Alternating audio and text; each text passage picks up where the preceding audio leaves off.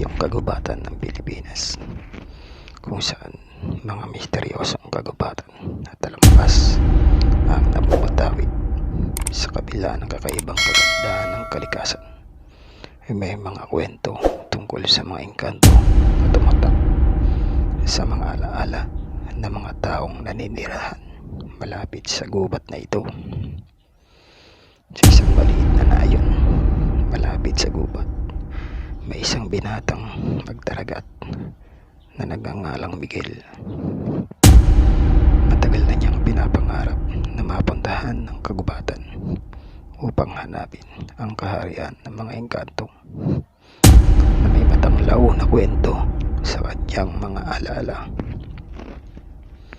Isang umaga, sinanay niya ang kanyang sarili sa paglalakbay sa kagubatan.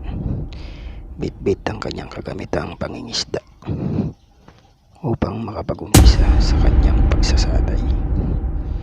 Pagkaraan ng ilang araw ng paglalakbay sa kagubatan, natagpuan ni Miguel ang isang malalim na kagubatan na tila'y hindi pa niya nararating.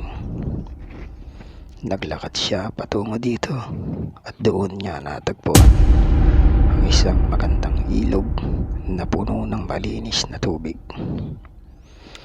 Sa tabi ng ilog ay may makikintab na mga bato na may mga simbolo na hindi niya kilala. Bago niya napagtanto, nakakita siya ng malaking puno na may malablam na liwanag sa ilalim nito. Ito ang pintuan patungo sa kaharian ng mga engkanto. Nang makapasok si Miguel sa kaharian ng mga engkanto, siya'y nakakabangha sa kagandahan ng lugar. Makikita ang mga nagtataasang gusali, kasamang mga makukulay na bulaklak at mga marahil sa harap ng mga tahanan. Sa harap ng kaharian ay may malawak na kalupaan na puno ng masasarap na prutas at halaman. At sa malayo may mataas na bundok na kakaibang tanyag. Nang makasalubong niya ang isa sa mga engkanto na nagngangalang Liwayway, na may mahamong muka at maputing balat at ang mga tenga nito ay patulis.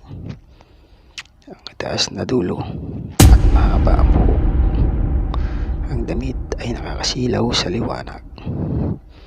Puno man ng pag-aalilangan ang engkanto, ay tinanggap siya ng masayang pagsalubong dahil naramdaman ng engkanto na may mabuting kalooban si Miguel. Dala-dala ang kamitang ang isda. Binahagi ni Miguel ang kanyang kwento at layunin sa pagbisita sa kaharian ng mga engkanto. Mawalang galang na po. Ako po si Miguel, galing sa kabilang nayon. Naparito ako upang patunayan sa sarili ko kung totoo ba talaga ang mga engkanto. Ganun ba? Sabi ni Liwayway, ano pang nais mong malaman sa mga engkanto? Ngayong nakita mo na ang isa sa mga hinahanap mo, ano ang iyong masasabi? Sa kabila ng una niyang kaba, nadama ni Miguel ang kabutihan ng mga engkanto.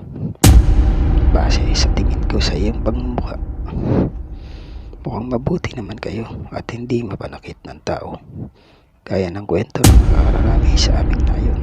Sabi ni Miguel, kami ay mabuti kung ang mga taong makakasalamuhan namin ay mabuti.